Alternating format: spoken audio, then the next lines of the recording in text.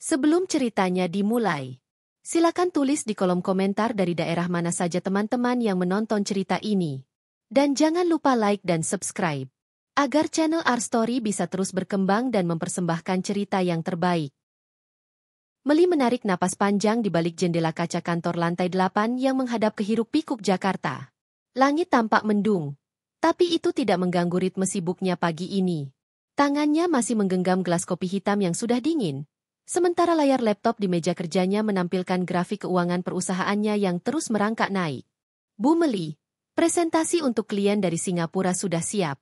Mereka akan datang pukul 11, ujar Nadia, sekretaris pribadinya, sambil berdiri rapi di ambang pintu. Meli hanya mengangguk. Ia berbalik, berjalan ke meja, membuka lembar presentasi, dan mengecek ulang beberapa detail. Nadia tahu, jika Meli sudah diam seperti itu, artinya pikirannya sedang bekerja sangat cepat. Tidak perlu ditanya. Tidak perlu didesak. Segalanya akan berjalan tepat waktu. Jam tangannya menunjukkan pukul 10:20. Meli kembali duduk, kali ini membuka lembar lain. Proposal proyek properti yang akan melibatkan nilai investasi ratusan miliar rupiah. Semua butuh persiapan matang.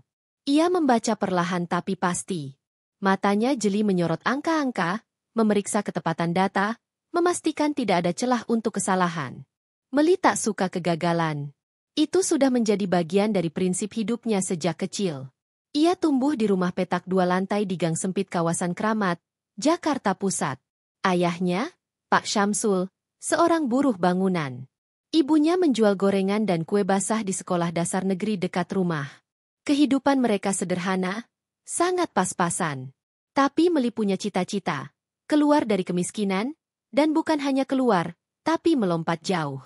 Saat teman-temannya bermain boneka dan petak umpet di jalan becek, Meli kecil duduk membaca majalah bekas yang dipinjamkan tetangganya, yang bekerja sebagai pembantu rumah tangga di rumah orang kaya.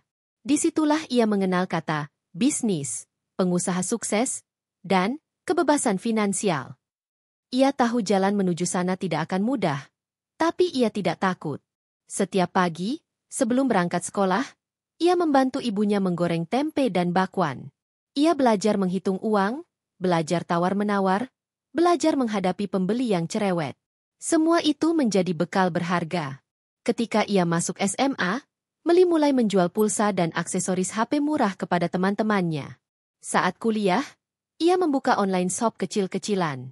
Uang hasil jualannya ia tabung, lalu ia pakai untuk membuka kios kecil yang menjual pakaian wanita di Pasar Senen. Tak ada yang instan. Semua dibangun dari nol. Perlahan, tapi pasti. Setelah lulus kuliah ekonomi dari universitas negeri ternama, ia memutuskan untuk tidak bekerja di kantor seperti kebanyakan temannya. Ia fokus mengembangkan usahanya. Tahun pertama sangat sulit. Banyak kerugian. Banyak kesalahan. Tapi Meli tidak menyerah. Ia mulai mempelajari dunia properti dari buku, seminar, dan pertemanan dengan orang-orang yang sudah terjun lebih dulu. Ia magang di perusahaan pengembang properti, walau tanpa digaji, hanya demi belajar langsung dari lapangan. Sore hari, ia masih ke kiosnya. Malam, ia begadang menyusun proposal bisnis. Di usia 28 tahun, ia berhasil mendapatkan investor untuk proyek perumahan mini di Bekasi. Proyek pertamanya itu berjalan sukses. Keuntungan yang ia dapat ia putar kembali ke proyek berikutnya. 4 tahun kemudian, nama Meli Anindya mulai dikenal sebagai salah satu pengusaha properti muda yang tangguh dan visioner. Sikapnya tegas, tapi adil. Karyawannya segan dan hormat. Rekan bisnis menghargainya karena ia jujur dan tidak neko-neko. Dan meski hartanya sudah melimpah, Meli tetap hidup sederhana. Ia tidak pernah pamer. Mobilnya hanya satu, sebuah SUV hitam keluaran 2 tahun lalu. Tasnya bukan barang mewah bermerek luar negeri, melainkan lokal buatan UMKM yang ia dukung. Ia bisa membeli apapun yang ia mau, tapi ia lebih suka membangun. Dan dalam semua kesuksesan itu, satu hal tetap menjadi kelemahannya, kepercayaan. Meli adalah tipe orang yang, ketika sudah percaya pada seseorang, ia akan memberikan segalanya.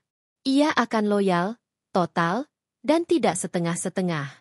Tapi jika kepercayaan itu dikhianati, ia tidak akan diam.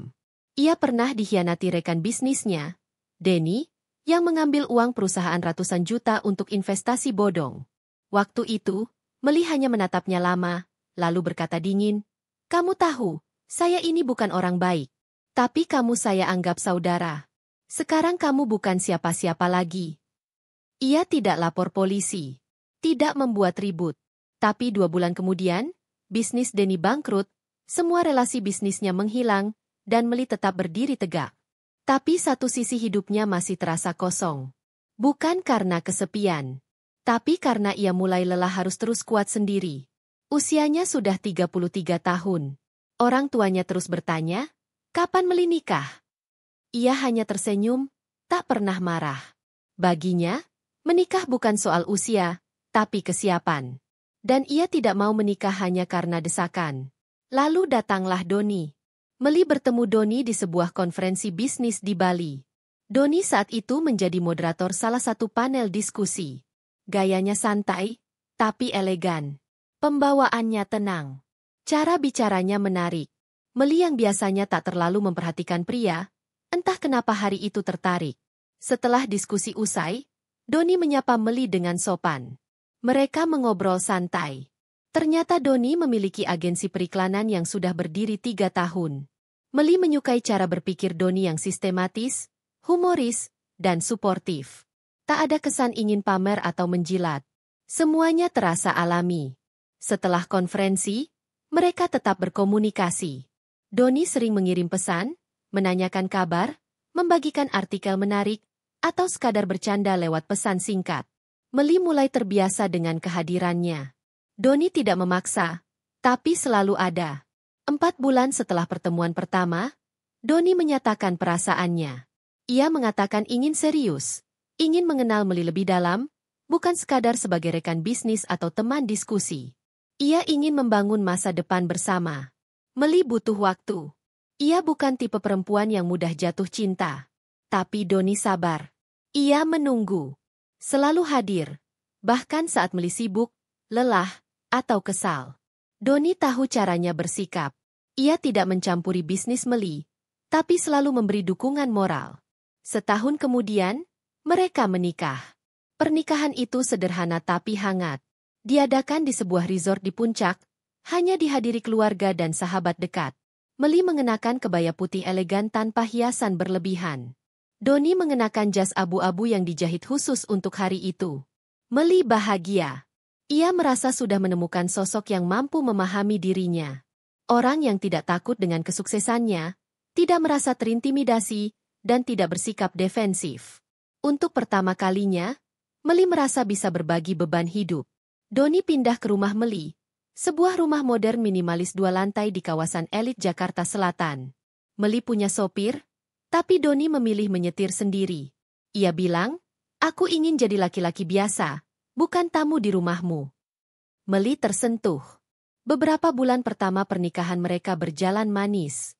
Doni mulai aktif mengelola bagian pemasaran digital untuk proyek-proyek properti Meli. Meli pun perlahan mengenalkan Doni ke beberapa klien dan mitranya.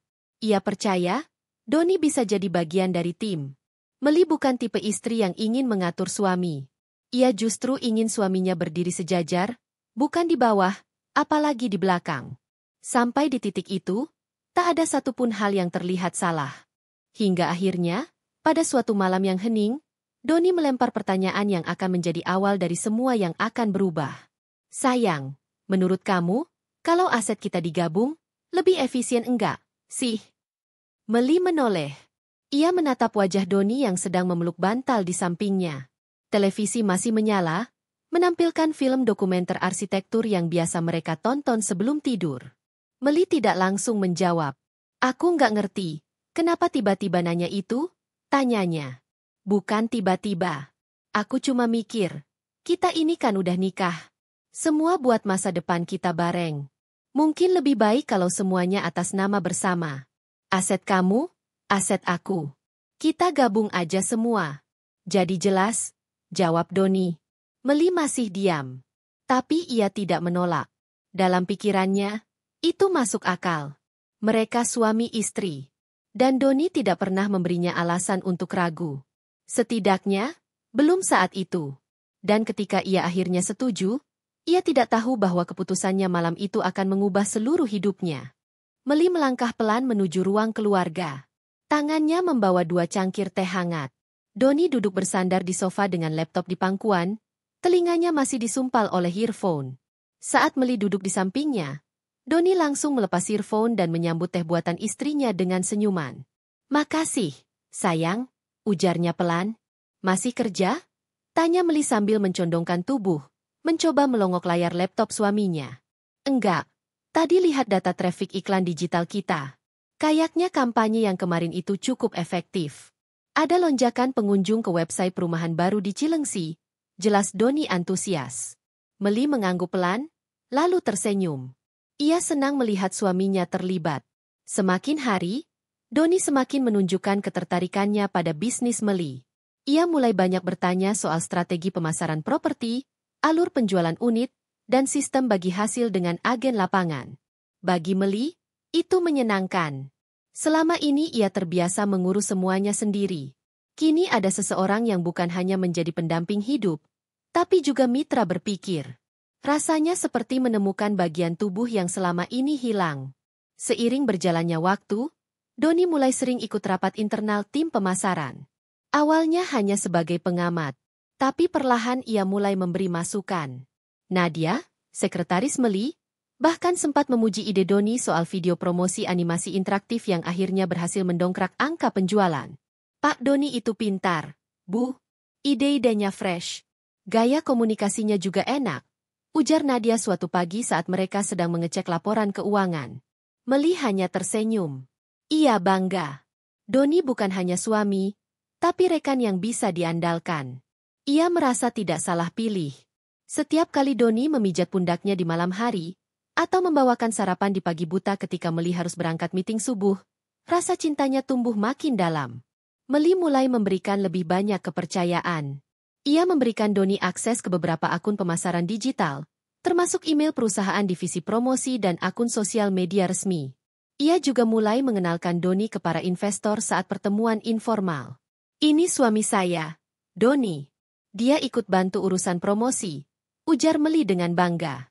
Doni tahu caranya mengambil hati orang.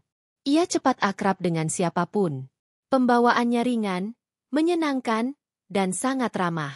Para investor menyukainya. Bahkan beberapa rekan bisnis Meli mulai mengajak Doni ikut dalam proyek bersama. Meli tidak keberatan. Ia merasa ini bagian dari kolaborasi suami istri. Namun di balik semua kehangatan itu, ada hal-hal kecil yang mulai luput dari perhatian Meli. Mulai dari telepon Doni yang sering tidak ia angkat saat bersama Meli, alasan sibuk yang makin sering diucapkan, hingga uang tunai dari petty cash kantor yang kadang tak jelas penggunaannya. Tapi Meli masih mempercayainya. Ia selalu berpikir positif. Namanya juga kerja. Wajar kalau Doni mulai sibuk sendiri. Dia juga punya agensinya sendiri kan? Begitu pikirnya. Sampai pada suatu malam, Doni pulang lebih larut dari biasanya. Waktu itu hujan deras mengguyur Jakarta. Jam sudah menunjukkan hampir pukul 1 dini hari. Meli duduk di ruang tamu sambil menonton televisi. Rambutnya sudah dikuncir. Wajahnya polos tanpa make-up. Begitu Doni membuka pintu dan masuk, tubuhnya basah kuyup. Wajahnya terlihat lelah. "Maaf, aku nggak sempat kabarin. Tadi habis meeting sama tim agensi klien dari luar kota, malah hujan deras. Signal jelek banget, aku coba telpon kamu tapi susah." Meli tidak berkata-kata. Ia hanya berdiri, mengambil handuk, dan menyodorkannya ke Doni. "Ganti baju. Jangan sampai masuk angin." Doni memeluk Meli sejenak sebelum masuk kamar. Meli hanya menatap punggung suaminya. Tidak ada kemarahan di matanya, tapi ada rasa yang mulai berdesir. Entah kenapa malam itu terasa asing. Beberapa hari setelahnya, Doni mengajak Meli makan malam di restoran favorit mereka di Kemang. Di sela makan, Doni kembali membicarakan soal penyatuan aset. "Menurutku, akan lebih kuat kalau semua aset bisnis kita dipayungi satu badan hukum yang atas nama bersama. Kita jadi lebih fleksibel untuk mengajukan proyek ke investor besar." Meli mengangkat alis. "Maksud kamu, semua aset perusahaan properti aku digabung juga?" Doni mengangguk. "Ya, kita bisa bentuk PT baru atas nama kita berdua. Jadi semua proyek, aset tanah, unit rumah. Semuanya atas nama kita berdua. Transparan. Saling pegang. Meli termenung sejenak. Di satu sisi, ia tahu Doni banyak membantu. Bisnisnya berkembang makin cepat. Tapi di sisi lain, usulan itu cukup besar dampaknya. Ia tidak bisa langsung menyetujui. Aku pikir-pikir dulu. Ya, ujar Meli akhirnya. Doni tidak memaksa. Ia tersenyum dan mengangguk. Tapi sejak hari itu, Doni menjadi lebih intens membicarakan soal legalitas dan restrukturisasi aset. Ia bahkan membawa notaris kenalannya untuk menjelaskan skema yang disebutnya win-win. Meli akhirnya luluh. Ia setuju, dengan beberapa catatan dan proteksi hukum. Semua dilakukan dengan dokumen resmi, disahkan notaris, dan melibatkan pengacara perusahaan. Satu persatu aset dialihkan atas nama PT baru milik mereka berdua. Tanah di Cilengsi, proyek apartemen di Karawang, gudang di Bogor, hingga rumah pribadi mereka di Jakarta Selatan. Doni tampak senang. Ia memeluk Meli lama malam itu. Makasih, sayang. Kamu percaya sama aku. Aku janji, semua ini untuk kita. Meli tersenyum. Ia tidak tahu bahwa malam itu adalah malam terakhir dirinya sebagai pemilik tunggal dari seluruh kekayaan yang ia bangun sendiri sejak remaja. Waktu terus berjalan. Doni semakin aktif di perusahaan. Ia mulai menghadiri rapat investor sendirian. Ia mengatakan Meli terlalu sibuk, jadi ia mewakili. Meli percaya. Ia memang sedang banyak proyek luar kota. Namun perlahan, ada perubahan. Meli mulai merasa sulit mengakses beberapa akun perusahaan. Beberapa laporan keuangan tiba-tiba tidak tersedia. Nadia, sekretarisnya, juga mengeluhkan beberapa transaksi yang tidak sesuai prosedur. Saat Meli menanyakan, Doni menjawab ringan. Itu semua buat efisiensi. Nanti aku jelaskan kalau kamu free. Meli mulai merasa ada yang tak beres. Tapi setiap kali ia mencoba menyelidiki, Doni selalu punya jawaban. Ia tetap penuh perhatian. Tetap memijat pundaknya. Tetap membawakan sarapan. Tetap mengirim pesan-pesan cinta. Dan Meli, yang sudah terlanjur jatuh hati dan percaya penuh, memilih mengabaikan instingnya. Suatu malam, saat Meli hendak membuka email perusahaan dari laptop pribadinya, ia menemukan bahwa aksesnya telah berubah. Emailnya tidak bisa login. Passwordnya salah. Ia mencoba ulang, gagal. Ia menelepon tim IT. Ternyata sistem email sudah dialihkan ke server baru, atas perintah Doni. Ini sudah dirapatkan oleh Pak Doni, Bu. Katanya agar lebih aman, jawab tim IT. Meli tidak menjawab. Dadanya mulai terasa sesak. Ia merasa seperti ada sesuatu yang salah, sangat salah, tapi masih tak bisa ditangkap jelas. Doni pulang malam itu dengan wajah ceria. Ia membawa 2 tiket liburan ke Jepang. Kita butuh refreshing. Kamu stres akhir-akhir ini. Aku pengen kita berdua quality time. Meli memandangi tiket itu. Matanya tidak berkedip. Hatinya makin bising. Tapi mulutnya tetap tersenyum. Terima kasih.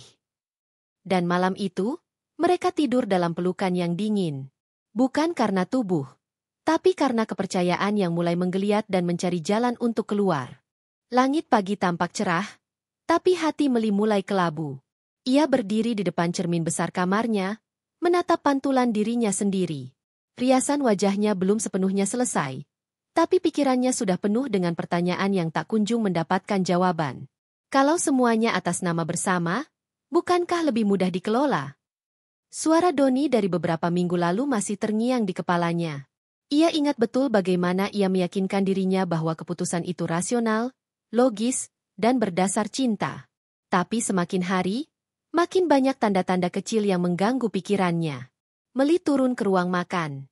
Doni sudah duduk dengan kemeja putih rapi, menyantap roti panggang sambil membuka tablet digitalnya. Pagi, sapa Doni tanpa menoleh. Pagi, jawab Meli singkat. Ia duduk di seberang, menyendok bubur ayam perlahan. Suara sendok beradu pelan dengan mangkuk, menjadi satu-satunya bunyi yang terdengar di ruang makan modern yang luas dan dingin itu. Doni menutup tabletnya. Kamu kelihatan capek. Aku udah rapat kemarin sama Pak Dirga, jadi kamu nggak perlu ikut meeting hari ini. Mereka udah setuju dengan rencana marketing kita. Meli hanya mengangguk. Ia tak ingin terlihat mencurigai. Tapi dalam hatinya, Ada gundukan tanda tanya. Rapat penting dengan investor selalu ia hadiri, tak peduli seberapa padat jadwalnya. Tapi kini, semuanya terasa diambil alih secara perlahan. Aku nggak dikasih laporan hasil rapatnya? Tanyanya datar. Nanti aku forward, jawab Doni cepat. Sekarang kamu fokus sama proyek apartemen di Karawang dulu, itu kan tinggal tahap terakhir. Aku yang urus yang Cilengsi. Meli mencatat dalam pikirannya. Proyek Cilengsi adalah proyek dengan nilai paling besar saat ini, dan Doni memintanya untuk menepi dari sana. Sesuatu yang sebelumnya tak pernah ia lakukan. Ia menghela napas, mengangguk, lalu bangkit. Saya berangkat dulu, ujarnya pelan. Doni menghampiri, mencium pipinya singkat, lalu berbisik, I love you. Meli tidak menjawab. Mobilnya melaju pelan menyusuri jalanan kompleks mewah. Di belakang setir, ia termenung. Setiap kali ia mencoba mempercayai Doni, ada saja perasaan tak tenang yang muncul. Tapi ia belum punya cukup alasan untuk melawan. Ia butuh bukti. Ia butuh waktu. Sore hari, di kantor pusat, Nadia datang membawa beberapa berkas laporan keuangan yang diminta Meli. Bu, ini yang ibu minta. Tapi ada beberapa transaksi bulan lalu yang kami belum bisa temukan lampiran fisiknya. Sepertinya filenya dialihkan oleh Pak Doni ke penyimpanan server baru. Kami belum dapat akses penuh. Dialihkan? Atas sepengetahuan siapa? Tanya Meli tajam. Pak Doni bilang sudah didiskusikan dengan ibu. Meli terdiam. Matanya memandangi lembaran kertas di tangannya, tapi pikirannya melayang. Ia tidak pernah menyetujui pengalihan server ke sistem baru. Tapi Doni melakukannya seolah ia punya otoritas penuh. Baik, Nadia. Tolong hubungi tim IT. Saya ingin bicara langsung dengan mereka sore ini. Siap, Bu. Sore itu, Meli duduk bersama dua orang dari divisi IT. Mereka menjelaskan bahwa sejak beberapa minggu lalu, Doni meminta agar semua data dan server dikonsolidasikan dalam satu sistem cloud privat. Dengan alasan keamanan dan efisiensi, akses dibatasi. Doni menyebut akan ada rekonsiliasi struktur internal. Berarti saya sendiri sekarang tidak punya akses penuh? Tanya Meli dengan nada datar. Untuk server utama, hanya Pak Doni dan admin utama yang punya level tertinggi, Bu. Kami hanya jalankan instruksi. Jawab kepala IT itu hati-hati. Meli mengangguk, tapi wajahnya dingin. Malamnya, ia pulang dengan membawa banyak pikiran. Doni belum pulang. Rumah terasa sunyi. Ia masuk ke kamar kerja, membuka laptop cadangan miliknya, dan mencoba mengakses salah satu akun email kantor. Gagal. Passwordnya berubah. Ia mencoba akun sosial media resmi perusahaannya. Ia bangkit, membuka laci meja, mengambil satu berkas legal yang dulu ia simpan sejak pendirian PT gabungan itu. Ia membaca ulang dengan teliti. Semua aset properti, saham, rekening, dan lisensi kini atas nama Badan Hukum Bersama.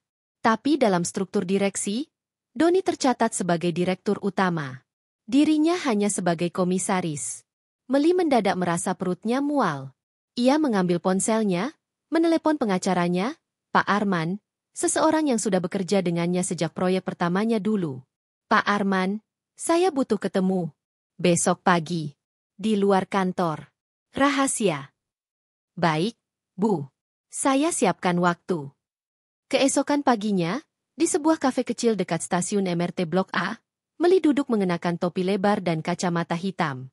Pak Arman datang 5 menit kemudian. Terima kasih sudah datang, Pak. Sama-sama, Bu. Ada yang bisa saya bantu? Meli menyerahkan fotokopi berkas PT gabungan. Tolong periksa, apakah saya masih punya kekuatan hukum untuk mengambil alih kendali perusahaan ini jika terjadi sesuatu dengan Doni? Pak Arman membuka kertas-kertas itu, membacanya perlahan. Meli menatap kosong keluar jendela. Saya khawatir, Pak. Saya merasa ada yang tidak beres. Saya sudah menyerahkan terlalu banyak. Terlalu percaya. Pak Arman mengangguk pelan. Saya akan pelajari ini. Tapi dari draft awal saja, saya lihat posisi ibu cukup lemah saat ini jika Pak Doni memutuskan bertindak sepihak. Meli tidak langsung menjawab. Tapi sorot matanya berubah. Tak ada lagi keraguan. Hanya diam dan rencana. Sejak hari itu, Ia mulai bergerak diam-diam. Ia mendekati staf lama yang loyal, meminta mereka mengamankan dokumen-dokumen awal pembentukan perusahaan. Ia mengakses kembali rekening pribadinya yang tidak pernah ia gabungkan. Ia juga mulai mencatat aktivitas keuangan Doni secara diam-diam. Semua ia kumpulkan. Semua ia simpan. Doni masih pulang setiap malam dengan wajah ceria. Ia masih membawakan bunga. Masih mengirim pesan manis. Tapi bagi Meli, senyum Doni kini tak lebih dari topeng. Suatu malam, Doni datang ke kamar membawa 2 gelas wine. Kita udah kerja keras. Sayang, ini saatnya panen hasil. Kamu luar biasa. Aku bangga banget jadi suami kamu.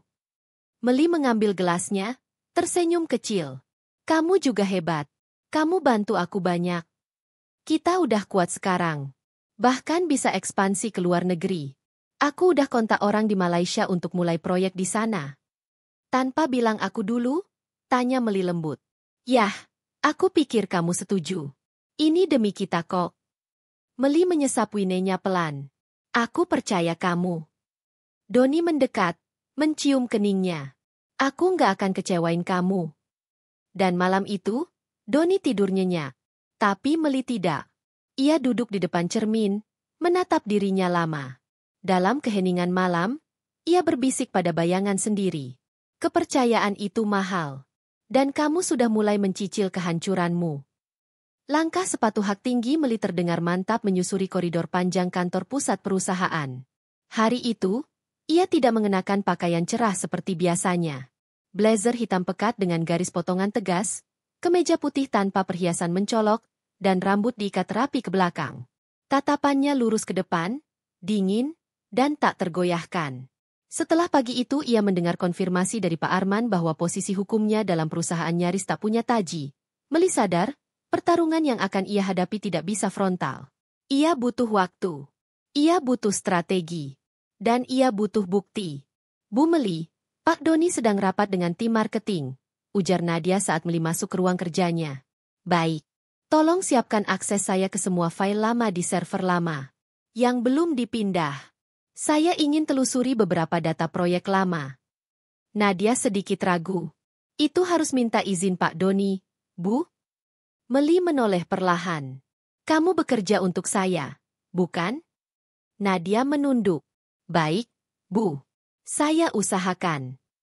Hari itu, Meli duduk di ruangannya berjam-jam. Membuka file demi file lama. Proposal, notulen rapat, laporan arus kas. Semuanya ia teliti. Ia mencatat di kertas kecil, membuat daftar transaksi janggal, pengeluaran tak terverifikasi, dan proyek-proyek yang namanya baru ia dengar. Semakin dalam ia membaca, semakin perih dadanya. Ada nama perusahaan baru yang tak pernah ia setujui. PT Graha Visi Citra. Terdaftar sebagai rekan pengadaan material proyek, dengan nilai kontrak hampir 2 miliar. Ia telusuri, lalu menemukan bahwa nama komisaris utamanya adalah Bimo Adityo, seseorang yang pernah dikenalkan Doni sebagai teman lama dari Jogja. Meli ingat pria itu. Waktu itu ia hadir saat makan malam di rumah mereka. Sopan, murah senyum. Tapi tak pernah menyangka, kini terhubung dalam lingkaran gelap di balik layar. Malamnya, di rumah, Meli tidak langsung naik ke kamar. Ia duduk sendirian di ruang keluarga. Lampu sengaja tidak dinyalakan. Gelap, sepi, hanya bunyi jam dinding yang berdetak pelan. Pintu depan terbuka. Doni masuk dengan langkah ringan, menenteng kantong plastik berisi makanan. Kamu belum makan ya? Aku bawain sate padang favoritmu. Tak ada jawaban.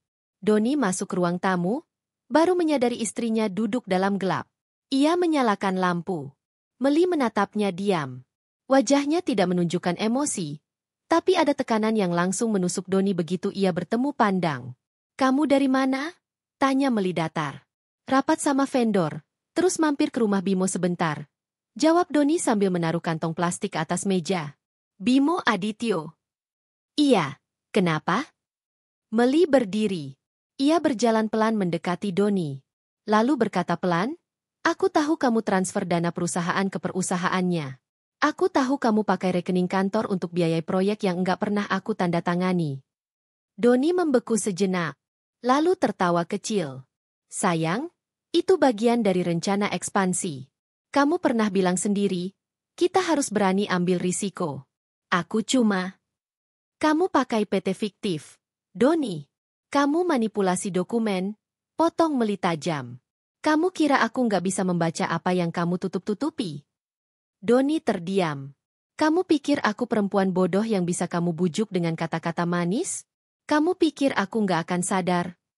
Aku bisa jelasin semua ini. Jangan, kata Meli cepat. Aku nggak butuh penjelasan. Aku cuma mau kamu tahu. Mulai hari ini, aku nggak akan diam. Meli berbalik, naik ke kamar tanpa melihat wajah Doni lagi. Keesokan harinya, ia mengumpulkan staf yang paling ia percaya, terutama yang bekerja bersamanya sejak awal. Ada Pak Darto dari keuangan, Mbak Lilis dari legal, dan Andra dari tim audit internal. Mulai hari ini, kita akan buat laporan paralel. Semua transaksi yang keluar masuk lewat Doni, saya minta salinannya. Diam-diam. Jangan ada yang tahu. Bahkan staf Doni pun tidak.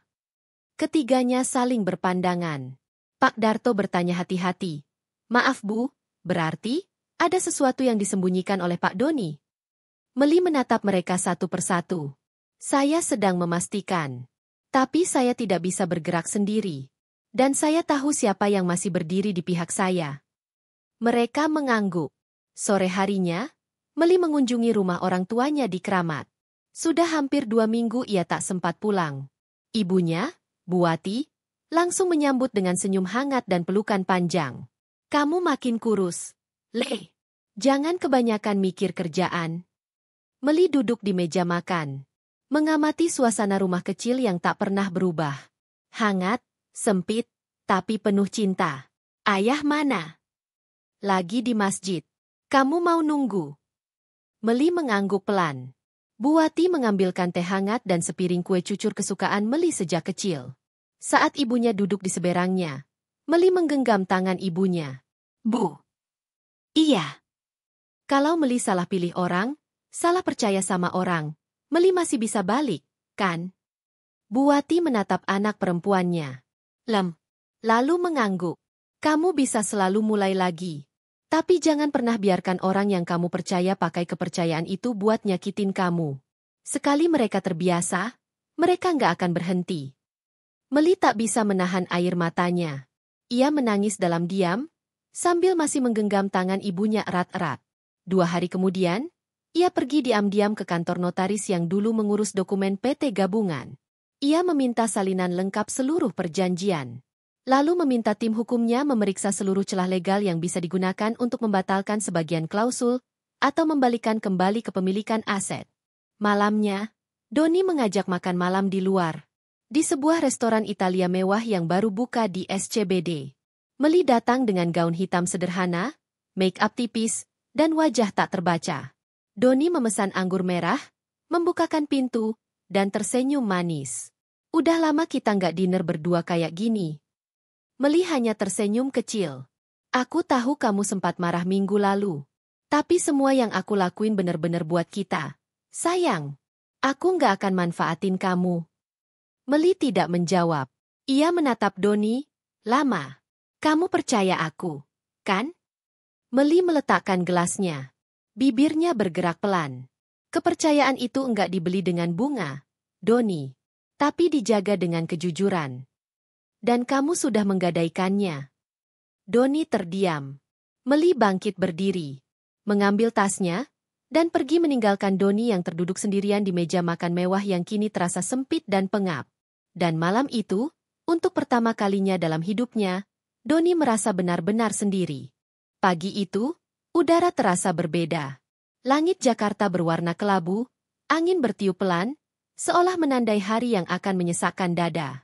Meli melangkah masuk ruang kerjanya seperti biasa, mengenakan setelan abu-abu dengan heels berwarna nude.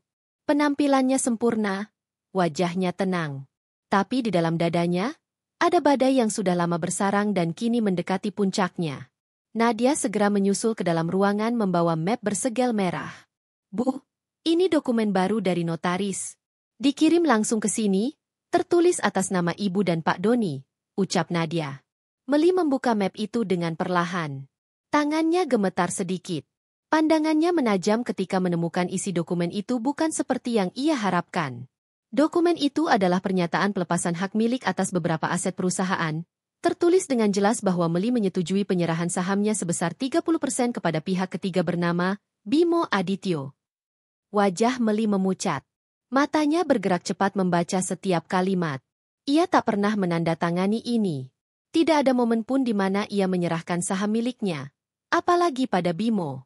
Tapi di bawah halaman ketiga, ada tanda tangannya.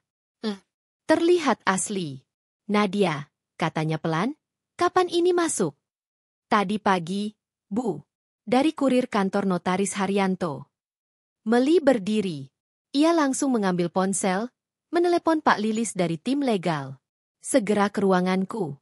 Bawa semua salinan kontrak pemegang saham yang terakhir saya tanda tangani. Tak sampai 10 menit, Lilis masuk. Wajahnya tegang. Tanpa bicara, ia menyerahkan berkas yang dibawa. Meli membandingkan. Format sama. Tanda tangan mirip. Tapi ada detail kecil yang berbeda. Jumlah saham, tanggal, serta nama saksi. Dokumen ini palsu, ujar Meli perlahan. Lilis mengangguk. Saya juga curiga, Bu. Dan, saya dengar dari jaringan notaris kami, Doni sempat datang ke kantor Haryanto minggu lalu. Sendirian. Meli menutup map perlahan. Napasnya memburu. Tapi wajahnya tetap tenang. Kalau benar dia memalsukan dokumen ini, kita bisa tuntut balik. Tapi saya perlu bukti bahwa tanda tangan ini dibuat tanpa otorisasi. Lilis mengangguk. Saya akan siapkan analisis forensik tanda tangan. Tapi kita harus cepat. Karena kalau ini diajukan ke Biro Saham atau OJK sebagai perubahan struktur, aset ibu bisa resmi berpindah tangan. Meli berdiri. Hubungi pengacara. Kita mulai dari sini. Di rumah, malamnya, Doni pulang terlambat. Wajahnya cerah. Ia bahkan bersiul kecil saat masuk ke dapur. Meli sedang menyeduh teh. Kamu masak hari ini? Tumben? Tanya Doni santai. Aku masak untukku sendiri, jawab Meli tanpa menoleh. Wah, dingin amat. Padahal aku bawa kabar baik. Proyek Bimo akhirnya disetujui pemerintah daerah. Kita bakal dapat keuntungan besar dari proyek jalan tol itu. Ini loncatan besar buat perusahaan kita. Meli memutar tubuhnya pelan. Menatap Doni lurus-lurus. Perusahaan kita? Atau perusahaan kamu dan Bimo? Doni tertawa kecil. Kitalah, sayang. Gak usah lebay gitu. Aku baca dokumen yang kamu kirim lewat notaris tadi pagi. Doni terdiam. Tawa kecilnya menghilang. Aku gak pernah tanda tangan itu. Doni? Sayang, itu sudah kamu setujui waktu kita bahas minggu lalu. Kamu mungkin lupa. Jangan main-main. Kamu tahu aku gak pernah setuju lepas saham ke orang luar. Apalagi ke orang yang gak punya kontribusi. Doni berjalan mendekat. Meli, ini demi kebaikan. Kamu harus lihat ini dari sisi bisnis. Aku cuma ambil jalan cepat. Bimo itu partner strategis. Kita bisa. Kamu palsukan tanda tanganku, potong Meli tajam. Kamu kira aku gak akan tahu? Kamu kira aku akan diam? Wajah Doni berubah. Seketika, dari santai menjadi dingin. Apa kamu yakin ingin buka semuanya? Kita ini suami istri, Mel. Jangan sampai urusan rumah tangga bikin perusahaan kita jatuh. Meli melipat tangannya di dada. Perusahaan ini berdiri dari jerih payahku. Aku yang bangun dari nol. Kamu cuma datang dan ambil alih saat aku mulai sibuk ngurus orang tuaku yang sakit.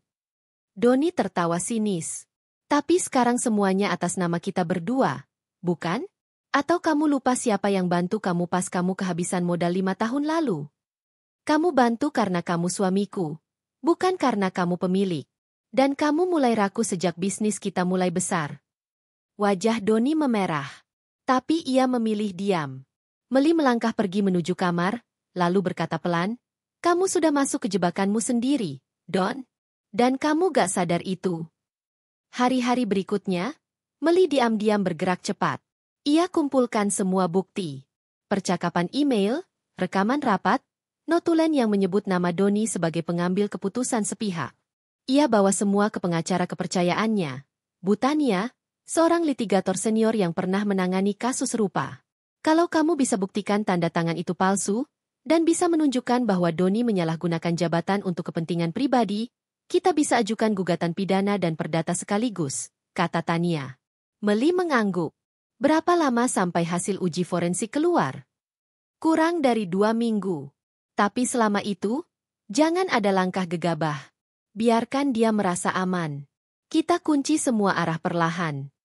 Di sisi lain, Doni merasa di atas angin. Ia bahkan mulai menggelar pertemuan informal dengan investor baru. Ia mengatur jadwal kunjungan proyek bersama Bimo. Dan tanpa sepengetahuan Meli, ia mengajukan kredit tambahan menggunakan nama perusahaan, dengan jaminan berupa aset properti yang masih atas nama Meli.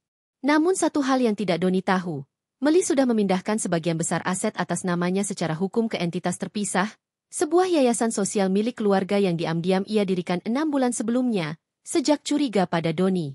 Saat pengajuan kredit Doni ditolak karena sertifikat jaminan sudah terblokir di BPN, ia mulai panik. Ia memanggil Meli ke ruang tamu malam itu. Kamu mainin aku? Aku hanya mengamankan yang jadi hakku, jawab Meli. Kamu pikir kamu bisa menang? Aku gak butuh menang. Aku cuma pengen kamu sadar. Kamu salah menikahi perempuan yang kamu anggap lemah. Malam itu, tidak ada piring pecah. Tidak ada teriakan. Tapi ketegangan di antara mereka bisa membuat siapapun kehilangan napas. Doni menatap Meli seakan baru melihatnya untuk pertama kali. Bukan sebagai istri, tapi lawan.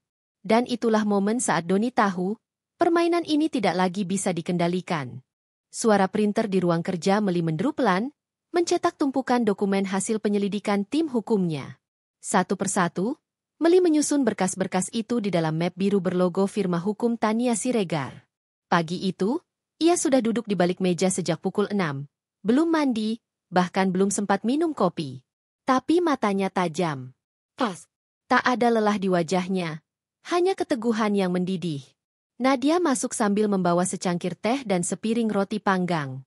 Ia tahu, hari ini Meli akan memulai babak baru, yang lebih tajam, lebih berdarah. Ini dari Butania. Ada tambahan dokumen rekam jejak transaksi pribadi Pak Doni yang melibatkan akun perusahaan, ucap Nadia. Meli mengambil map tambahan itu, membuka cepat, matanya langsung menangkap angka-angka yang mencurigakan, transfer 800 juta ke rekening pribadi atas nama Bimo, lalu 400 juta lainnya ke akun atas nama Novi Rahmawati, nama yang tak asing, karena itu sekretaris pribadi Doni di proyek baru. Dia makin sembrono, gumam Meli. Butania juga sudah buatkan surat kuasa, tinggal ibu tanda tangan. Besok kita bisa ajukan gugatan ke pengadilan niaga. Meli tidak langsung menjawab. Ia berdiri, berjalan ke jendela, menatap keluar. Dari lantai 15 gedung kantornya, ia bisa melihat lalu lintas Jakarta yang padat. Di bawah sana, dunia terus bergerak. Tapi di atas, di sini, dia sedang menyusun langkah terakhir. Langkah ini akan mengubah semua, ucapnya pelan. Ibu siap? Tanya Nadia. Meli menoleh. Aku sudah siap sejak dia bohong pertama kali. Sementara itu, Doni duduk di sebuah lounge hotel mewah bersama Bimo dan seorang pria paruh baya berkacamata. Di atas meja, tergelar proposal proyek pengembangan kawasan properti yang mereka susun bersama. Doni tampak tenang, tapi sesekali melihat ponselnya. Ia gelisah karena belum juga menerima kabar dari bank soal pencairan pinjaman yang diajukan 2 minggu lalu. Aku sudah follow up ke pihak bank tadi pagi, kata Doni pada Bimo. Mereka bilang proses verifikasi akhir. Harusnya hari ini cair. Bimo hanya mengangguk sambil menyeruput espressonya. Kalau gagal, kita bisa pakai cara lain, sahut pria berkacamata, konsultan bayaran mereka. Gagal bukan pilihan, balas Doni cepat. Beberapa saat kemudian, ponsel Doni bergetar. Email masuk dari pihak bank. Mohon maaf, pengajuan ditolak. Jaminan telah dibekukan oleh pemilik sah. Tidak dapat diproses. Wajah Doni langsung berubah. Ia terdiam, tangannya mengepal. Bimo mendekat. Masalah apa? Sertifikat diblokir. Entah bagaimana, Meli tahu semua rencana kita. Bimo menarik napas pelan. Kalau begitu, waktunya kamu bereskan urusan rumah tangga. Segera. Aku gak mau ditarik ke tengah konflik suami istri. Doni tak menjawab. Ia hanya menatap layar ponselnya, melihat nama Meli yang terpampang di layar. Tidak menelepon. Hanya diam. Tapi terasa seperti tamparan. Keesokan harinya, Meli berdiri di depan gedung Pengadilan Negeri Jakarta Selatan. Bersama Bu Tania, ia menyerahkan berkas gugatan. Di dalamnya, tuntutan pembatalan pengalihan aset karena pemalsuan dokumen, penggelapan dana perusahaan, dan gugatan perdata atas nama pribadi terhadap Doni dan Bimo sebagai pihak yang diuntungkan dari tindakan melawan hukum. Tania menoleh padanya setelah keluar dari ruang pendaftaran. Sekarang kita tinggal menunggu sidang pertama. Tapi saya yakin, bukti kita sangat kuat. Kasus ini akan bergaung besar di media kalau bocor. Meli tersenyum tipis. Biarkan. Mungkin itu yang dia butuhkan, untuk akhirnya sadar siapa yang dia permainkan. Sore harinya, Doni pulang ke rumah. Tapi kali ini bukan rumah itu yang ia tuju. Melainkan apartemen pribadi yang diam-diam ia sewa sejak 2 bulan lalu. Ia tahu, situasi akan semakin panas. Ia tidak ingin ribut di rumah. Tapi saat masuk ke dalam apartemen, ia terkejut. Kopernya sudah ada di sana, lengkap dengan semua pakaian dan barang pribadi. Bahkan koloun kesayangannya. Dan di atas meja makan kecil itu, ada satu amplop putih. Doni membuka. Isinya, surat pemanggilan sidang dari pengadilan negeri dan surat pengacara dari Meli. Ia duduk, terpaku. Dunia seakan runtuh pelan-pelan. Di sisi lain, ia menyadari bahwa semua telah berubah. Meli bukan hanya marah. Ia sudah siap menghancurkan. Dan ia sudah tidak bisa lari. Hari-hari berikutnya berjalan seperti permainan catur yang makin cepat. Meli terus memperkuat posisinya. Ia mengambil kembali kendali perusahaan, membekukan akun yang terkait dengan transaksi Doni, dan memanggil audit internal. Sementara Doni, perlahan kehilangan semua akses. Kartu-kartu kredit yang selama ini ia gunakan, semuanya diblokir. Ia mencoba menelpon beberapa rekan bisnis untuk minta bantuan, tapi sebagian besar memilih diam. Beberapa bahkan mengaku tidak ingin terlibat dalam konflik hukum yang sedang berjalan. Ia terjebak. Dan Novi, sekretarisnya yang selama ini diam-diam ia pacari, pergi begitu saja setelah tahu kartu kredit kantor tidak bisa lagi digunakan. Doni duduk sendirian di sofa apartemennya. Malam itu, lampu mati. Hanya lampu koridor yang menyorot dari celah jendela. Tangannya gemetar saat membuka ponsel, menelusuri foto-foto lama bersama Meli. Senyum yang dulu ia anggap sederhana, kini berubah menjadi ancaman yang menghancurkan egonya. Ia akhirnya menelpon Meli. Nada sambung. Lem. Lalu, terdengar suara Meli. Tenang. Tegas. Ada apa? Kita bisa bicara. Baik-baik. Sekarang kamu mau baik-baik. Aku gak tahu kamu bisa sampai segininya. Aku juga gak tahu kamu bisa setega itu, balas Meli. Hening beberapa saat. Aku butuh bantuan, Mel. Aku sudah bantu kamu lebih dari separuh hidupku, Don. Sekarang saatnya kamu tanggung semua sendiri. Klik. Telepon ditutup. Dan malam itu, Doni baru benar-benar sadar bahwa yang ia lawan bukan hanya seorang istri, tapi perempuan yang membangun kekuatan dalam diam dan menunggu waktu yang tepat untuk menyerang balik. Hari Senin, pukul 8 pagi. Aula kantor pusat PT Graha Nusantara Gemilang, tempat di mana Doni dulu duduk di posisi wakil direktur, kini terasa lebih dingin. Langit-langit tinggi dan jendela kaca besar yang biasanya menyambut pagi dengan semangat kerja, hari itu diselimuti ketegangan. Segenap dewan direksi duduk di meja oval panjang. Semua mengenakan jas resmi, rapi, ekspresi serius. Di ujung meja, Meli duduk sebagai pimpinan rapat. Rambutnya diikat rendah. Wajahnya tanpa senyum, hanya ketegasan. Di sampingnya berdiri Nadia, membawa dokumen keputusan final yang akan diumumkan hari itu. Suara pendingin ruangan menjadi satu-satunya suara sebelum rapat dimulai.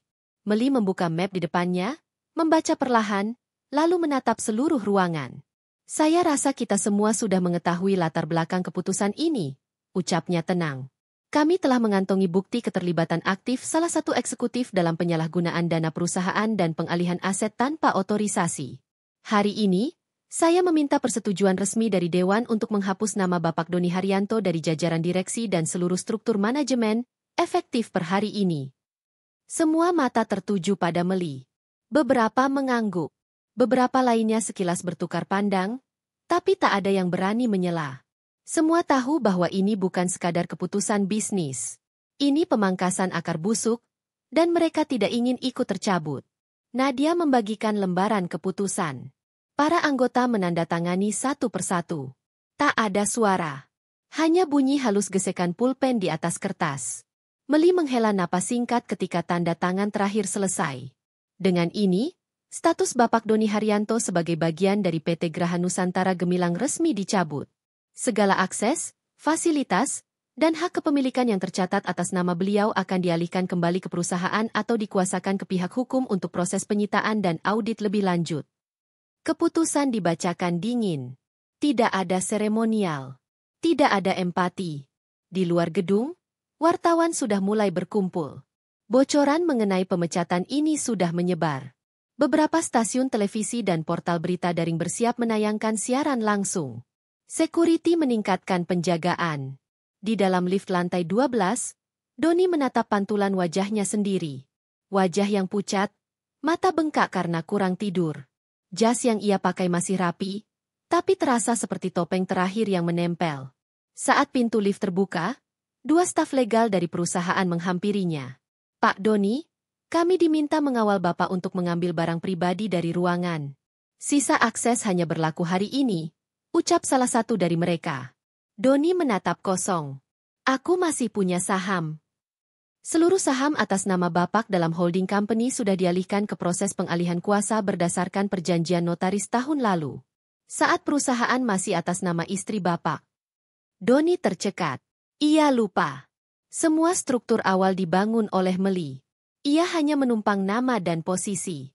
Ketika sampai di ruangannya, meja kerjanya sudah kosong. Foto-foto, piala penghargaan, bahkan koleksi arloji yang dulu selalu ia pajang, sudah dibungkus dalam kardus.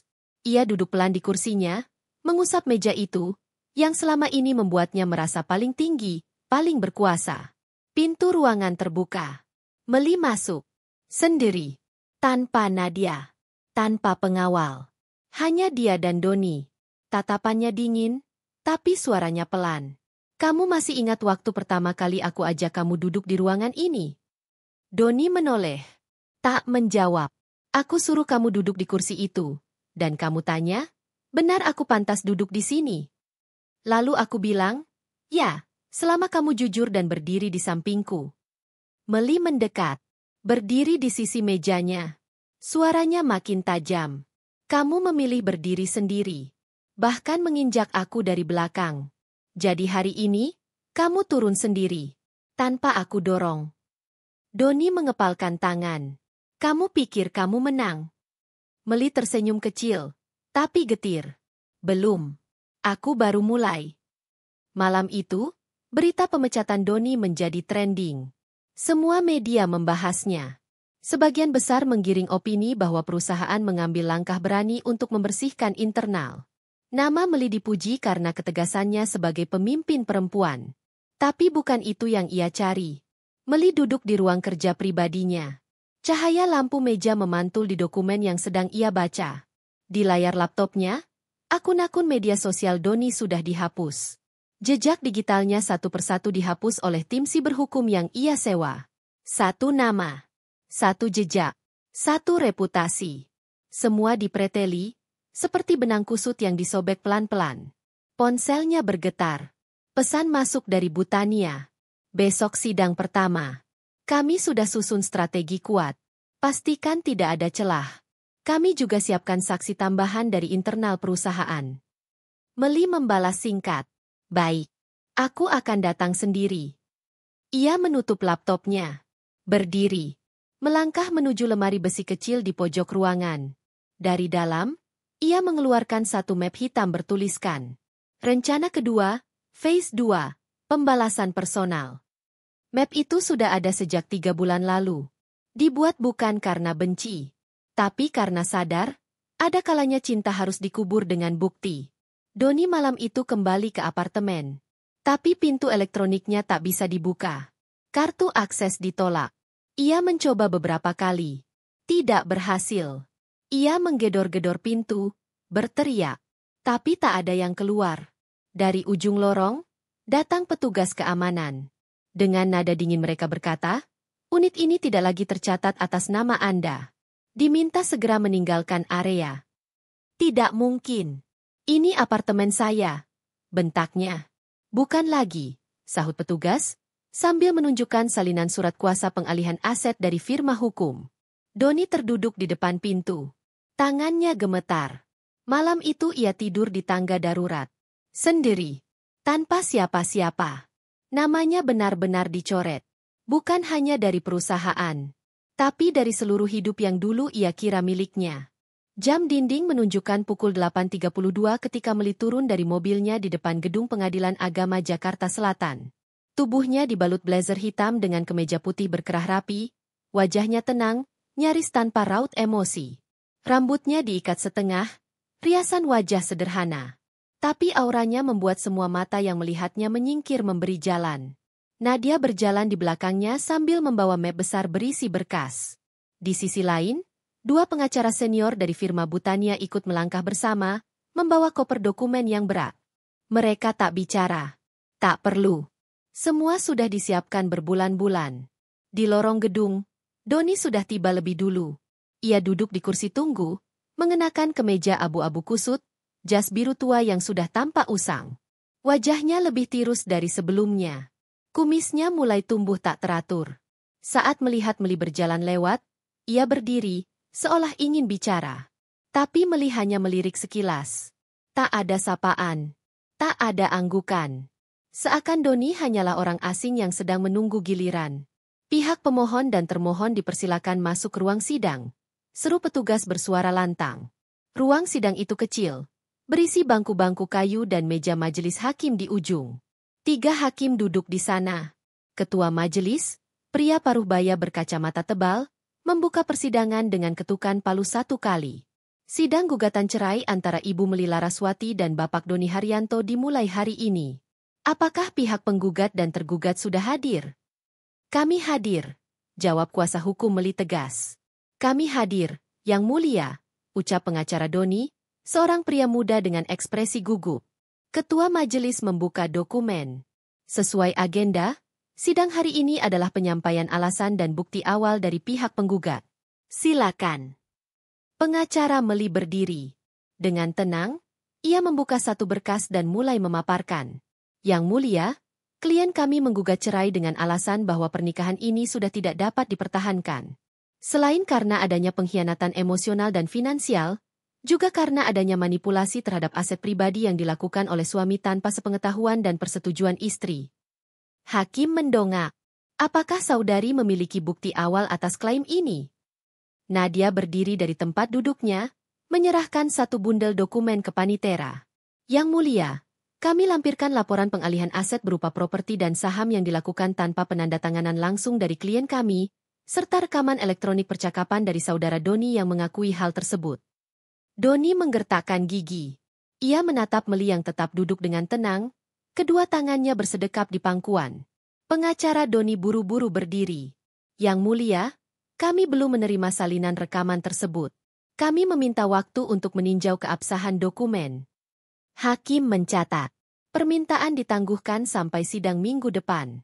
Tapi kami akan menerima bukti sebagai bagian dari proses awal. Silakan lanjut." Nadia melangkah maju lagi, menyerahkan flash disk kecil kepada Panitera. Hakim menatap layar monitor kecil di samping mejanya. Video itu diputar. Terdengar suara Doni, jelas, dalam rekaman. "Tenang aja. Rumah-rumah itu udah kuputar balik ke namaku semua." Meli nggak ngerti. Semua surat kuasanya dia sendiri yang tanda tangan dulu pas awal. Dia kira cuma untuk presentasi, padahal aku simpen buat jaga-jaga. Ruangan sunyi. Bahkan suara nafas bisa terdengar. Ketua majelis mengetuk palu 1 kali. Sidang ditunda 1 minggu untuk verifikasi bukti. Pihak tergugat diminta menyiapkan bantahan dan saksi yang relevan. Sidang ditutup. Saat semua berdiri, Doni mencoba mendekat. "Meli, kita bisa bicara?" Di luar persidangan. Meli hanya menatapnya. "Semua yang ingin kubicarakan, akan kubicarakan di depan hakim." Bukan di belakang meja. Ia berbalik, meninggalkan ruang sidang bersama timnya. 1 jam kemudian, di kafe kecil sebelah pengadilan, Doni duduk sendirian. Secangkir kopi dingin di depannya. Ponselnya berdering. Panggilan dari Maya, wanita yang dulu ia banggakan, tempatnya lari saat merasa tidak cukup dengan Meli. Ia mengangkat. Tapi suara di ujung sana bukan seperti biasanya. Mas, aku mau pamit. Aku mau balik kampung. Udah cukup. Aku tahu semuanya sekarang. Semua harta yang Mas janjin ternyata bukan punya Mas. Aku malu. Doni tersentak. Maya, tunggu. Tapi telepon sudah ditutup. Tangannya gemetar. Ia mencoba membuka aplikasi bank di ponselnya. Saldo sudah minus. Aset dibekukan. Rekening bersama telah ditarik penuh oleh kuasa hukum atas nama Meli sejak minggu lalu. Ia melempar ponsel ke kursi seberang. Di kejauhan, layar televisi di kafe memutar ulang berita sidang hari ini. Judulnya mencolok. Istri bongkar skandal suami di pengadilan, aset ratusan miliar diduga dicuri diam-diam. Wajah Doni terpampang. Komentar netizen mulai membanjiri sosial media. Dulu, ia dielu-elukan sebagai suami idaman, pria berkarisma, pengusaha sukses. Kini, penipu berdasi, sakit mental, menumpang harta istri, karma datang cepat. Ia mematikan layar ponselnya. Di kediamannya yang luas, Meli duduk di kamar kerja pribadinya. Malam mulai turun. Di tangannya ada 2 foto lama. 1 foto pernikahan. 1 lagi foto saat mereka pertama kali membuka kantor bareng. Wajah muda Doni tersenyum di sana. Wajah yang pernah ia cintai tanpa syarat. Tapi sekarang hanya jadi pelajaran paling penting dalam hidupnya. Ia mengambil pulpen, menulis cepat di atas kertas. Fase 2. Rebut nama baik, buat dia menjadi bukti hidup tentang harga pengkhianatan. Lorong pengadilan lebih padat dari biasanya. Persidangan lanjutan antara Meli Laraswati dan Doni Haryanto menjadi perhatian media. Beberapa wartawan sudah berjaga di depan ruang sidang, mencoba mengabadikan ekspresi para pihak. Meli berjalan perlahan. Setiap langkahnya seakan terhitung, elegan dan tenang. Tak ada ekspresi berlebihan, hanya tatapan lurus ke depan. Di sampingnya, Nadia menggenggam 1 tas dokumen. 2 pengacara dari tim hukum mengikuti, membawa 1 koper hitam yang baru saja dikirimkan langsung dari penyimpanan pribadi Meli di Bogor. Bu, kita sudah siap. Semua sudah ada dalam rekaman. Saksi juga sudah siap di ruang tunggu, bisik Nadia pelan. Meli mengangguk 1 kali. Pastikan dia tidak masuk sampai aku beri aba-aba. Siap, Bu. Di dalam ruang sidang, Doni sudah duduk lebih dulu. Kali ini ia datang sendiri. Tidak ada Maya. Tidak ada kuasa hukum. Pria itu tampak lebih kurus, lebih kusam, lebih gelisah. Ia bolak-balik memainkan cincin kawin yang masih melingkar di jari manisnya, entah untuk alasan apa. Ketua majelis masuk dan mengetuk palu. Sidang dibuka kembali. Agenda hari ini mendengarkan lanjutan pembuktian dari penggugat dan tanggapan dari tergugat. Silakan. Pengacara Meli berdiri, membuka koper hitam dan mengambil 1 bundel dokumen. Yang mulia, hari ini kami akan menyampaikan rekaman tambahan sebagai bukti, serta menghadirkan 1 saksi kunci. Hakim mengangguk. Silakan lanjut. Ruangan kembali hening. Meli mengangguk ke Nadia. Gadis itu maju, menyerahkan flash disk kepada Panitera. Tak lama, layar besar di ruang sidang menyala. Suara wanita terdengar lebih dulu. Lembut, tapi terdengar getir. Jadi maksud Mas, semua itu dari rekening istri Mas? Mobilku, apartemen ini, bahkan uang kuliah adikku. Lalu suara Doni menyusul, lebih santai, sedikit tertawa. Udahlah, Maya. Toh kamu juga nikmatin semua. Lagian, itu bukan curian. Aku cuma muter haku. Namanya juga suami. Harta istri, ya harta suami juga kan. Tapi Mas bilang semuanya dari usaha Mas sendiri. Awalnya, iya. Tapi pas bisnis ambruk, semua balik ke Meli. Makanya aku buat rencana cadangan. Aku ambil semua surat kuasa yang pernah dia tanda tangani, kuubah posisi kepemilikan.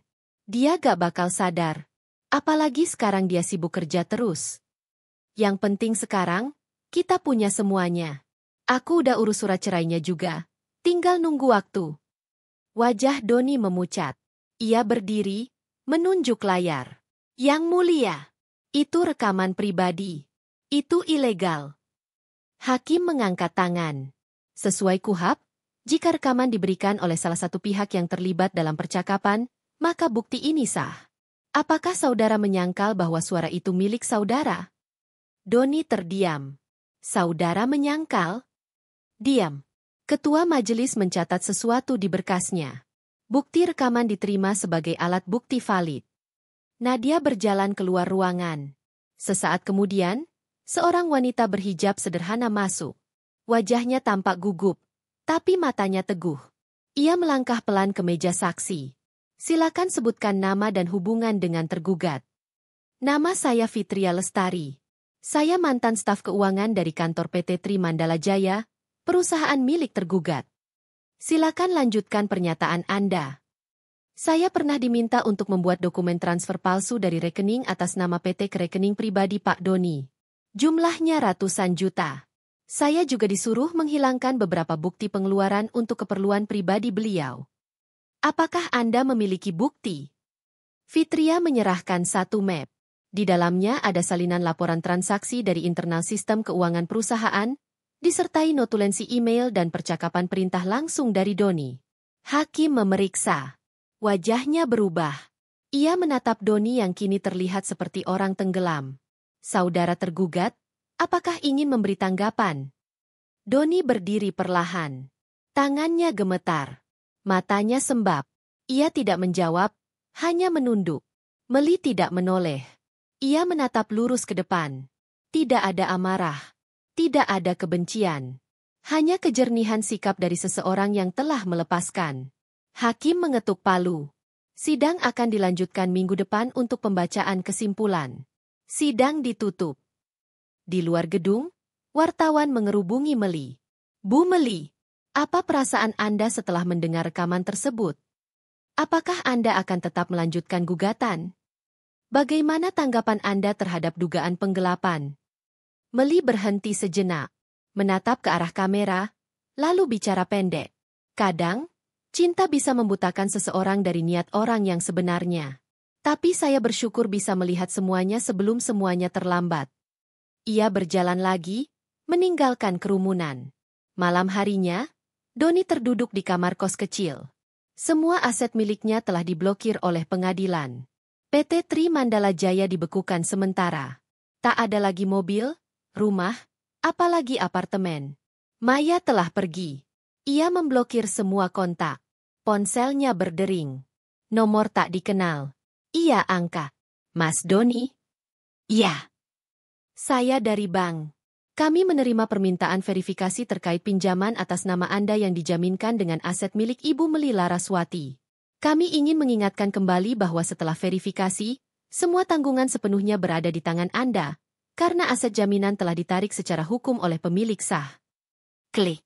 Telepon ditutup. Doni menggigit bibir. Pelan-pelan tubuhnya ambruk ke lantai. Tangannya menutupi wajah. Tak ada lagi yang bisa ia bela. Tak ada yang bisa ia salahkan. Hanya keangkuhan dan keserakahan yang kini membekapnya dari segala sisi. Di ruang kerja, Meli membuka satu kotak kecil. Di dalamnya ada surat pernikahan yang sudah lusuh dan satu buku catatan kecil. Ia menulis, "Hari ketika aku tidak lagi menjadi istri seorang Doni, adalah hari di mana aku kembali menjadi diriku sendiri. Bebas. Penuh martabat." Ia menutup buku itu. Menatap keluar jendela. Langit malam bersih. Bintang bertabur. Tapi di dalam hatinya, perang belum benar-benar selesai. Pagi di Jakarta tampak biasa saja, tetapi tidak bagi Meli. Ini adalah hari pertama dalam hidupnya setelah resmi tidak lagi berstatus sebagai istri Doni Haryanto. Sidang telah selesai 2 hari lalu, putusan pun sudah diketuk. Hakim memutuskan bahwa seluruh aset yang atas namanya diambil alih secara ilegal oleh Doni, dikembalikan kepada Meli. Selain itu, Doni diwajibkan membayar sejumlah ganti rugi, dan laporan penggelapan dana dari perusahaannya sedang diproses oleh pihak kepolisian. Meli berdiri di depan jendela besar kamarnya, mengenakan piyama satin berwarna abu-abu lembut. Secangkir teh melati mengepul di tangan kanannya. Ia menghirup aroma teh perlahan, mencoba membiarkan rasa damai mengisi rongga dadanya yang selama ini dihuni oleh sesak dan amarah. Telepon rumah berbunyi. Meli menoleh pelan. Nadia menjawab dari ruang tamu. Bu, dari Bank Indonesia.